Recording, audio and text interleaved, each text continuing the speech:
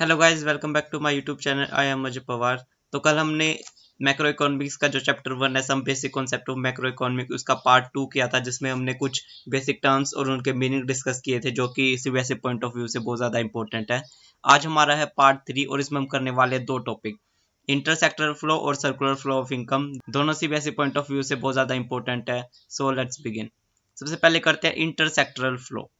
Each sectors of the economy depend on the each other in one way or the other। जो भी सारे sectors हैं, हमने last वाली वीडियो में डिस्कस किए थे, चार sector, producer sector, house hold sector, government sector and rest of the world. ये सारे एक दूसरे के ऊपर डिपेंड है, एक तरीके से या फिर दूसरे तरीके से। This is called intersectoral flow. इसे कहते हैं इंटरसेक्टरल इंडिपेंडेंस। यहाँ पे हमें इंटरसेक्टरल फ्लो की डेफिनेशन देखने को मिल गया। आगे चलते हैं। कल हमने डिस्कस किया था कि हमें 12th क्लास मैक्रो इकोनॉमिक्स में सिर्फ दो ही सेक्टर के बीच में रिलेशन देखना है, एक तो हाउस होल्ड सेक्टर और एक प्रोड्यूसर सेक्टर। तो इन दोनों के बीच में रिलेशन देख लेते हैं। The household sector depend on the producer sector. House hold sector producer sector के ऊपर कैसे डिपेंड है? For the supply of goods and services. House hold sector जो भी गुड्स और सर्विसेज चाहिए, रिक्वायर्ड चाहिए उसको लाइफ में, वो सारे प्रोड्यूसर सेक्टर से लेता है। और producer sector depends upon the household sector for the supply of factors of production. और जो प्रोड्यूसर सेक्टर है वो हाउस होल्ड सेक्टर के ऊपर किस लिए डिपेंड है? ताकि वो फैक्टर्स ऑफ प्रोडक्शन ले सके हाउस होल्ड सेक्टर से। देयर आर, यहाँ पे ई है, there are two types of flows. Intersectoral flow में दो टाइप के फ्लो होते हैं, एक तो मनी फ्लो और एक रियल फ्लो। तो जो रियल फ्लो होता है वो गुड्स और सर्विसेज से रिलेटेड होता है, और जो मनी फ्लो है वो टोटली मनी से रिलेटेड होता है। तो सबसे पहले देख लेते हैं रियल फ्लो क्या होता है। It refer to the flow of goods and services among different sectors of the economy. Real flow का क्या मतलब है? Flow of goods and services, goods and services का फ्लो होना एक सेक्टर से दूसरे सेक्टर में, एक इकोनॉमी में।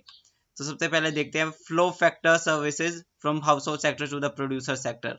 अब प्रोड्यूसर सेक्टर हमें पता है कि हाउस होल्ड सेक्टर से क्या लेता है? फैक्टर सर्विसेज लेता है। तो यहाँ पे क्या हो रहा है? फ्लो हो रहा है हाउस होल्ड सेक्टर से प्रोड्यूसर सेक्टर तक गुड्स और फैक्टर सर्विसेज का। सेकंड है flow of goods and services from the producer sector to the household sector.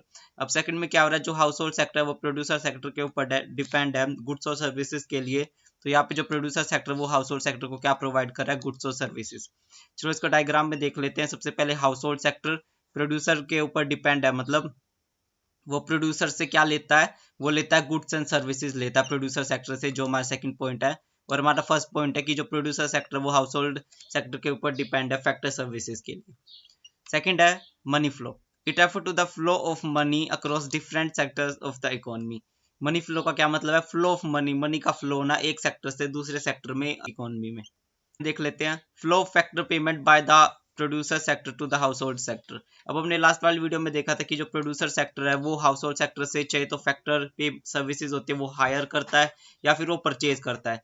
अगर वो हायर करेगा तो उसे कुछ एज अ रेंट पे करना पड़ेगा हाउस होल्ड सेक्टर को, और अगर वो खरीदेगा तो उसे खरीदने के लिए उसके बदले इक्विवेलेंट पैसे देने पड़ेंगे। तो वही है इसमें फैक्टर पेमेंट, मतलब चाहे वो खरीदेगा या फिर हायर करेगा तो उसके लिए उसको कुछ पैसा देना पड़ेगा। तो यहाँ पे मनी का फ्लो होगा हाउस होल्ड सेक्टर को। Flow of money from the household sector to the producer sector. अब हमने रियल फ्लो के सेकंड पॉइंट में पढ़ा था कि जो household sector producer sector के ऊपर डिपेंड है गुड्स एंड सर्विसेज के लिए।